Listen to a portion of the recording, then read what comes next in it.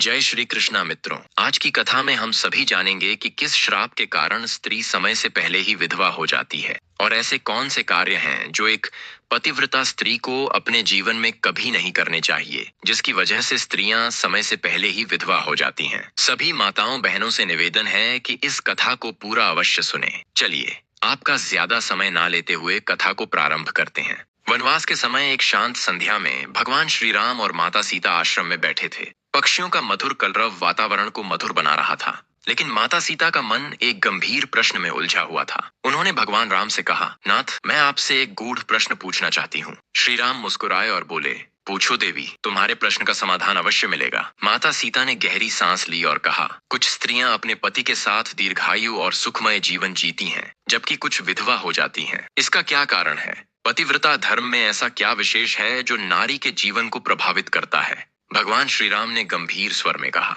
हे सीते, यह विषय अत्यंत गूढ़ और महत्वपूर्ण है। तुम्हारे प्रश्न का उत्तर मैं एक कथा के माध्यम से दूंगा, जिससे तुम्हें समस्त शंकाओं का समाधान मिल जाएगा। प्राचीन काल में कौशल देश के एक राजा का दरबार न्यायप्रिय और सुसंस्कृत माना जाता था। राजा की सेवा में एक ईमानदार और निष्ठावान नौकर कार्य करता था, जो अपनी पत्नी के पतिव्रता धर्म की बहुत प्रशंसा करता था। वह अक्सर कहता, मेरी पत्नी चरित्रवान है, धर्मनिष्ठ है और सदा मर्यादा का पालन करती है। मैं जानता हूँ कि वह मेरे प्रति पूर्ण निष्ठावान है। दरबार के मंत्री को यह सुनकर संदेह हुआ। उसने राजा से कहा, महाराज, कोई स्त्री इतनी पतिव्रता हो सकती है, यह विश्वास करना कठिन है। क्यों न इसकी परीक्षा ली जाए? राजा ने नौकर से पूछा, क्या तुम्हें अपनी पत्नी की निष्ठा पर संपूर्ण विश्वास है? नौकर ने निडर होकर उत्तर दिया, महाराज, मेरी पत्नी का पतिव्रता धर्म अडिग है। यदि कोई उसे भ्रष्ट करने में सफल हो जाए तो आप मुझे मृत्यु दंड दे सकते हैं। राजा ने चुनौती स्वीकार की और मंत्री से कहा, यदि तुम इसे गलत साबित कर सकोगे तो इस नौकर को फांसी दी जाएगी, किंतु यदि यह सत्य साबित हुआ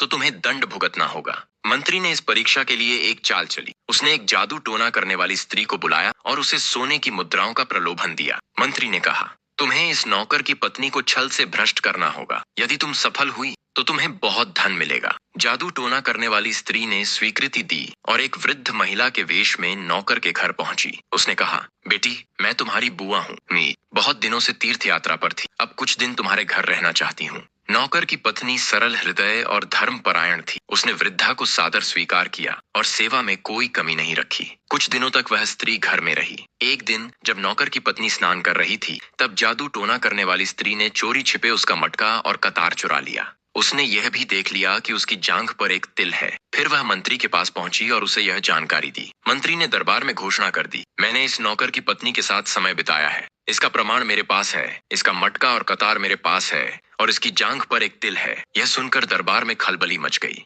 राजा ने आदेश दिया कि नौकर को दरबार में बुलाया जाए। नौकर अवाक रह गया। उसकी आंखों में आंसू आ गए। वह चिल्लाया, यह असंभव है, मेरी पत्नी पतिव्रता है, यह झूठा आरोप है। राजा ने गंभीरता से कहा, यदि तुम्हारी पत्नी निर्दोष सिद्ध नहीं होती तो तुम्हें मृत्यु दंड दिया जाएगा। नौकर की पत्नी को जब यह समाचार मिला तो वह अत्यंत व्याकुल हुई, किंतु उसने हिम्मत नहीं हारी और सोचा, सत्य की परीक्षा अवश्य होती है, परंतु अंत में विजय सत्य की ही होती है। नौकर की पत्नी ने एक बुद्धिमान योजना बनाई। वह दरबार में एक गणिका नर्तकी के वेश में पहुंची और राजा से प्रार्थना की, महाराज, मैं एक नृत्य प्रस्तुत करना चाहती हूँ। यदि आपको मेरा नृत्य पसंद आए तो मुझे एक वरदान देना होगा। राजा ने प्रसन्नता पूर्वक स्वीकृति दी। गणिका ने नृत्य समाप्त करने के पश्चात कहा, महाराज, मेरी एक विनती है। आपकी सभा में एक चोर बैठा है, कृपया उसे दंड दें। राजा चौंक गए। उन्होंने पूछा, चोर कौन है? गणिका ने मंत्री की ओर इशारा किया और कहा, यही चोर है। इसने झूठा आरोप लगाया है और मेरे पति को मृत्यु दंड दिलवाने का षड्यंत्र रचा है। मंत्री घबरा गया और चिल्लाया, यह झूठ बोल रही है, मैंने इसे कभी नहीं देखा।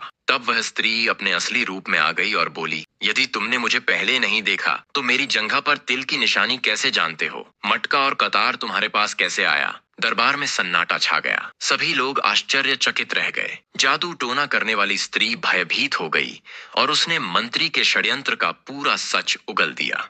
राजा ने क्रोधित होकर मंत्री को मृत्यु दंड दिया और पत्नी की पतिव्रता को प्रमाणित किया। भगवान श्री राम ने कथा समाप्त कर दी और माता सीता की ओर देखा।